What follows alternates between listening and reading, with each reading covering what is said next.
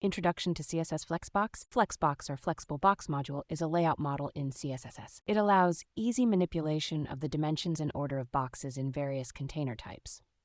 Flexbox provides a more efficient way to align, distribute, and size elements in your layout, even when their size is unknown or dynamic. Understanding Flexbox basics. Flex container.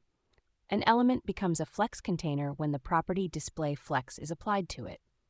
All its direct children become flex items. Flex items, immediate children of the flex container. They can be manipulated individually or as a group. Example of setting up a flex container, .container display flex. Mastering flex properties. Flex direction determines the main axis direction.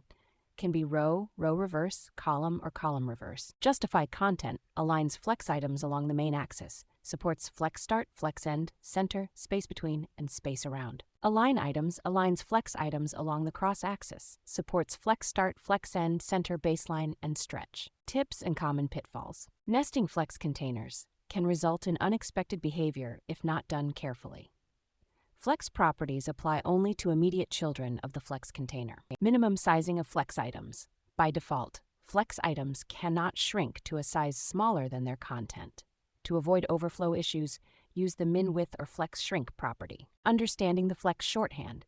The flex property is a shorthand for flex grow, flex shrink, and flex basis.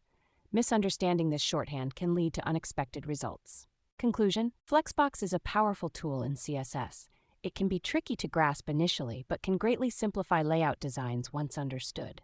Always remember to experiment and practice to master this flexible layout model.